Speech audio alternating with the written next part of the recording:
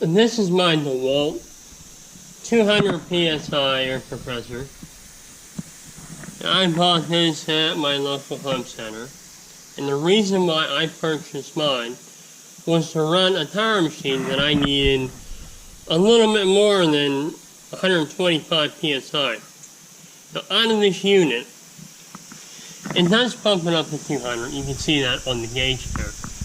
And that's from the compressor, from the tank. It's 200 PSI in here.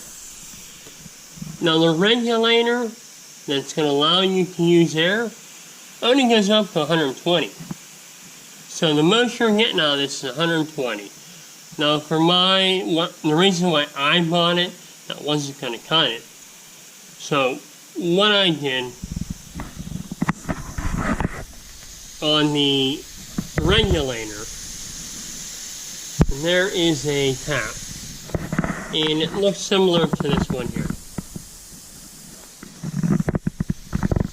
And that went into there. Now I took mine out, and I added some piping in there. So I increased the piping to 1/2 inch, mainly because my regulator was 1/2 inch. So I went from that 3/8 fitting to 1/2 inch pipe.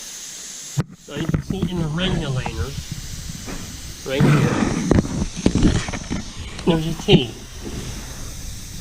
So it comes up through this hose, and either goes into the regulator, or through this pipe right here.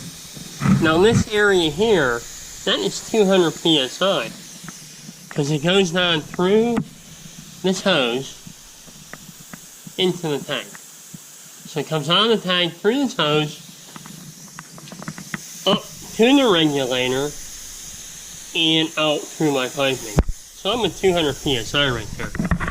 And I added a regulator on here, and this will allow me to go up higher than that 125 PSI that this regulator allows you to go up to. I know that it says 125 on mine, but it lets you go higher. So we can adjust that up. And you can see I'm up to 100. I'm over 140 right now. Now if it was, I'm losing a little bit of air pressure in my tank, so I can go a lot higher depending on the regulator that I have with this compressor. Just by putting that tap in there and adding a regulator on there. Right now I'm up to 150 PSI. And that 150 PSI runs the tire machine that I have. So that's how I got more PSI from my DEWALT air compressor than the regulator that was provided with the DEWALT. So that's my setup. And pretty much I used pipe that I had around the garage and piped that in with a regulator that I already had. But if you want more than that, you just purchase a regulator that will give you more PSI out of it. And that's how I increased my PSI out of my DEWALT air compressor. So one more time, you take a look at that. Try to get as close as I can. It's right here. It comes up, comes out at 200 PSI. I do have a little leak in there, that's what you can hear. That's how I did it. As far as that goes, I have to say when I bought this compressor, and I plugged it in thinking I'm going to get 200 PSI out of this, and I never checked anything else.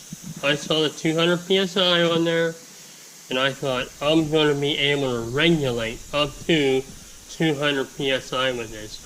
So when I got it here, I was a little disappointed in the compressor that I got. It didn't fit the need that I had for it. So after I made these adjustments and I added all this on here, at that point on, the compressor does what I need it to do. I can adjust it more than what I needed to put out, and I'm a lot happier with the unit now. So if you went now, I think now when you go there at your home center and you look at this unit, it's no longer 200 PSI, it's 225 now. So they upped the PSI a little bit. But no doubt, it's only going to go up to 120, 125 PSI for your hose where your foot connect for your air hose. You're only going to get 125 out of this. So it's a little bit deceiving, that little advertising deceiving, that you're going to be able to regulate up to 200 PSI.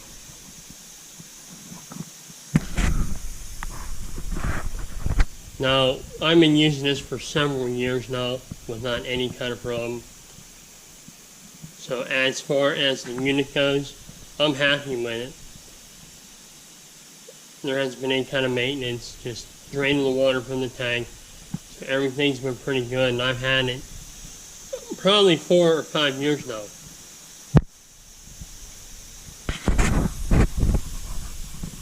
So there it is, my DEWALT 200 PSI air compressor with my auxiliary pressure regulator.